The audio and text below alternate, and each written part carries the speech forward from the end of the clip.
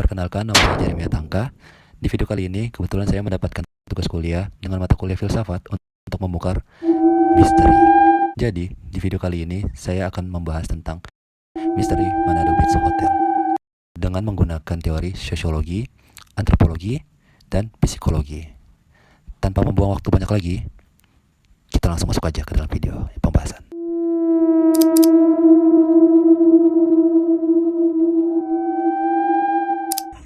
Ada penampakan teman-teman. Halo guys, sekarang orang ada di Manado Beach Hotel atau yang biasa disebut dengan MBH. MBH adalah hotel termewah di kota Manado, Sulawesi Utara. Pada tahun 1991, Presiden Soeharto meresmikan Manado Beach Hotel. Hadirnya MBH merupakan upaya untuk mengembangkan sektor wisata Sulawesi Utara. Pada saat itu, MBH adalah satu-satunya hotel bintang 4 di Sulawesi Utara. Yang menginap di sana adalah golongan orang-orang beruang, mulai dari menteri, pejabat, hingga konglomerat. Namun, semua itu berubah pada tahun 1999. Krisis ekonomi membuat hotel itu terpuruk. Tamu berkurang, MBH pun terpaksa mengurangi karyawan dari 363 menjadi 160 karyawan.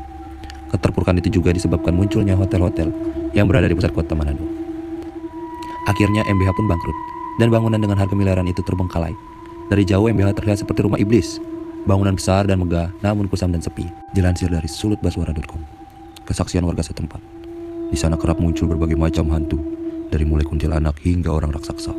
Teriakan dan tangisan kerap muncul dari dalam, kata warga. Dan ada juga dilansir dari portal kotamobagu.pikiranrakyat.com. Bahkan ada warga yang mengaku sering mendengar suara aneh dari dalam hotel. Suara itu seperti orang menangis, suara orang mandi, dan lain sebagainya. Saya dan teman-teman pun penasaran dengan cerita misteri di MBH. Akhirnya kami pergi ke sana. Nah, tadi adalah pembahasan tentang kisah misteri yang terjadi di Manado Beach Hotel. Mungkin kita bertanya-tanya, kenapa kita bisa percaya akan hal mistis? Apakah ada penjelasan ilmiah atau teori yang bisa mendorong hal tersebut? Baik, mari kita bahas. Kita mulai dari teori sosiologi. Di dalam sosiologi ada penjelasan tentang hal tersebut, yaitu di dalam fakta sosial. Apa itu fakta sosial? Durkheim menjelaskan bahwa fakta sosial adalah pola-pola atau sistem yang mempengaruhi cara bertindak, berpikir, dan berasa individu dalam masyarakat. Fakta sosial bersifat memaksa, mandiri, dan berada di luar kesadaran individu, sehingga mengatur perilaku secara kolektif. Kepercayaan menyebar dan dipertahankan melalui interaksi sosial yang menguatkan kepercayaan bersama. Durkheim juga menekankan bahwa masyarakat adalah suatu wadah kehidupan yang bersama-sama, memegang peran penting dalam membentuk dan mempertahankan kepercayaan-kepercayaan yang bersifat sosial dan kolektif, termasuk kepercayaan mistis yang tidak dapat direduksi hanya pada tingkatan individu. Misalnya, cerita-cerita horor yang tersebar di masyarakat atau pengalaman kolektif yang dianggap sebagai bukti keberadaan hal gaib memperkuat kepercayaan tersebut sebagai dari identitas sosial kelompok.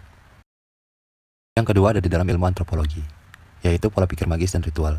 J.G. Frazer dalam karyanya The Golden Bough menjelaskan bahwa manusia kuno menggunakan magis dan ritual untuk mengendalikan ketidakpastian hidup dan fenomena alam yang tidak bisa dijelaskan secara rasional.